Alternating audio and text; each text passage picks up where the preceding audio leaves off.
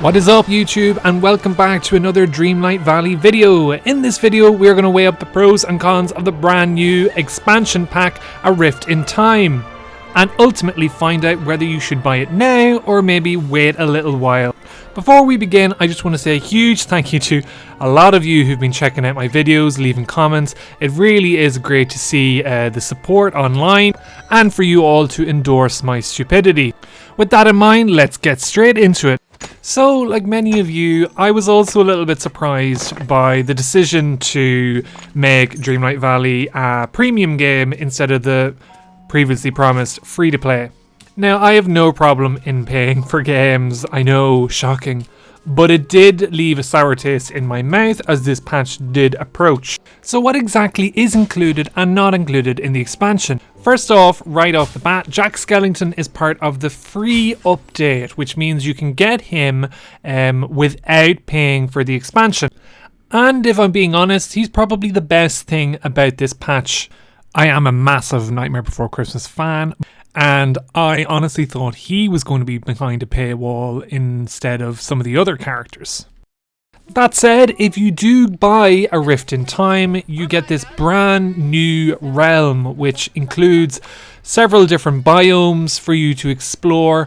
It also includes brand new crafting materials for new furniture and new critters for you to recruit.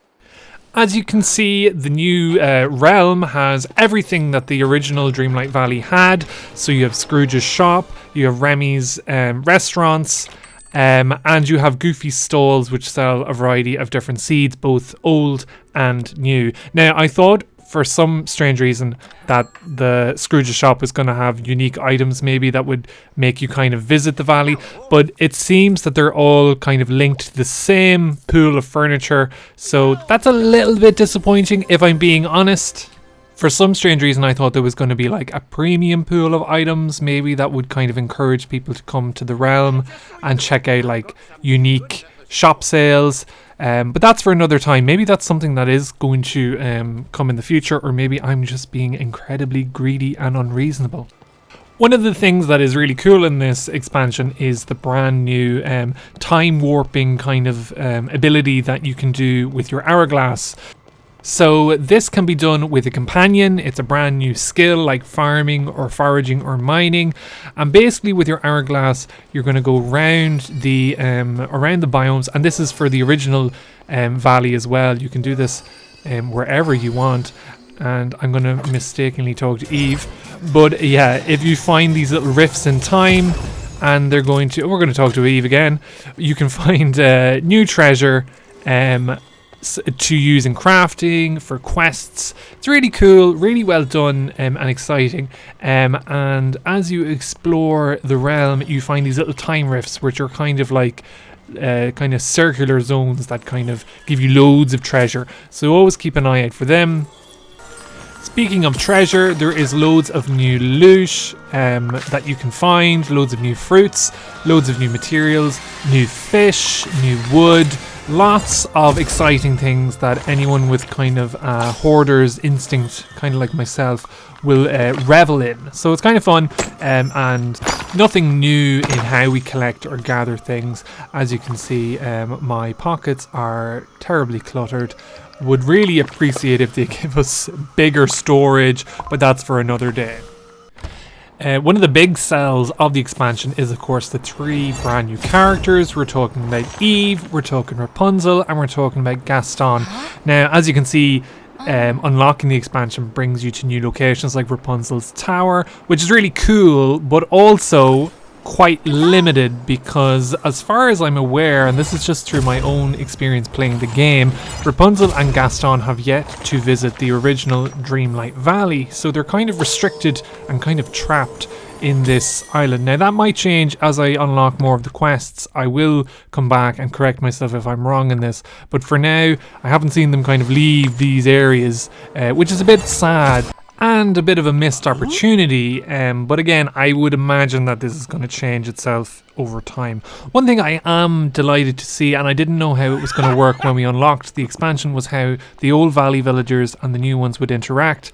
I thought you had to kind of nearly rota them or move some over permanently, but As you teleport between the two rifts, everyone kind of teleports with you, which is really nice, nice feature, and I'm glad that happened. The new biomes, they're nice. There's a lot of space involved. I'm sure very creative players will be able to transform them into something amazing.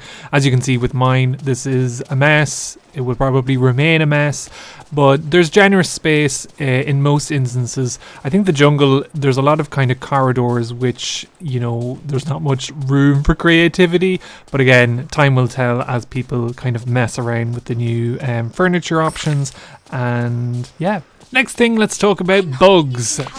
This is the only bug I've really uncovered, which is after leaving a game of Scramble coin, my valley disappeared, which, you know, kind of panicked me, but after a relog, it was fixed. Now, I am not an unreasonable gamer. I know when, you know, patches and expansions are released, there is a certain amount of kinks that need to be kind of strung out to fix things. But judging from the comments I'm getting on YouTube and on Twitter and Discord, there are a lot of bugs, some of which have deleted people's progress or really just like frozen them out of content they've paid for. I can't really comment on the specifics because, like I said, I've only encountered one bug, but it is a bit disappointing that we're paying, in my case, €30 for an expansion that some players may or may not be able to actually play. Over time, these will be resolved, but it is a bit upsetting, I'd say, if you were looking forward to starting your valley and, you know, you can't. One or two people have commented saying that they actually had to delete their save file and start over. Again, that's an extreme solution. I would personally wait and see on the patch notes to see if there is going to be a fix to your problem before doing anything too drastic. Now to the big bad wolf of a Rift in Time expansion, Scramble coin, and already I can hear your blood and heart rate rise. This is the brand new minigame that has been introduced, and I'm going to be a devil's advocate here and say I really enjoy it. It's incredibly poorly designed from a new player's perspective, and what I mean by that is the tutorial was pretty bad, and the difficulty level from the beginning is crazy. I mean, you have only a few set pieces and you're going against you're going against computer matches that have all of the pieces, and they're doing strategies that are beyond your kind of understanding of the game early on, which is kind of put a sour taste in a lot of players' mouths. So Scramble coin is kind of like a chess minigame where you go around the map collecting coins with each turn. You have a total of 5 pieces you can bring with you to each match. You select 3 and you can kind of swap them in and out of different rounds, and each character has unique abilities that can get you more coins or do different kind of effects on the board as you so choose. One of the big problems about this minigame, which I hope will be fixed, and I am going to tweet it every day to the developers, is the fact that the computer always goes second. And the reason why that is so frustrating for a lot of you is because coins are generated before each player's turn. So that means you are going to have a slim amount of coins to pick up, and then the computer has not only your coins it can collect, but also brand new ones that have appeared just for them. I think this could be easily solved if there's a coin flip at the start of a match that decides whether you go first or second. That kind of will even your odds considerably, because ultimately this is a game that heavily relies on chance. So chance of where the coins appear, if they're close to you or not, and also the position on the board, whether your figurines can collect them or not. I will admit I've won a good few of these matches, but it is not down to my genius brain, but rather just pot luck. And there are easy ways for, I think, the developers to kind of correct that and make it a less frustrating mini game, because it is a lot of fun. I think once it works well, it's fun. Is this game a big part of the expansion? Not really. There's a quest with Mickey that you can finish, and after that the chance to play with other villagers opens up. So it's a good way of maybe boosting friendship EXP, but not, it's not critical. From my understanding online, you can't even play with other players in the multiplayer function yet, but I would imagine, that they're going to unlock that. Speaking of multiplayer, this is part of the free update. So again, this is not essential to owning a Rift in Time. You simply go to Vanellope, you get a quest where you get this kind of multiplayer station, rainbow coloured. Looks lovely. I'm Billy No Mates. I don't have any friends on this game and I play on the PlayStation Network, so this is actually a feature that I probably won't get much use of, at least right now, because you never know, I might make a friend or two in a few years. But from my research online, the interactions you have with your friends in this game can be a little bit limited. I think you can only water their plants. You can find kind of unique, they look like rainbow, like jigsaw pieces. It must be a currency for crafting things. Like, I thought maybe you'd be able to play Scramble coin at least, but time will tell if this kind of feature really takes off. In hindsight, when I decided to make this video, I kind of thought I'd have a balanced approach, and if you've listened this far, you might think, God, this chap really hates a Rift in Time, don't buy it. The opposite is true. I think it's a good expansion. There's a lot of content, kind of a lot of essential content if you want to enjoy this game. And what I mean by that is, because it is no longer a free-to-play, chances are a lot of the brand new content will be behind a paywall. That's the cynic in me talking. They're not going to not chase money. They want a sustainable income from this game.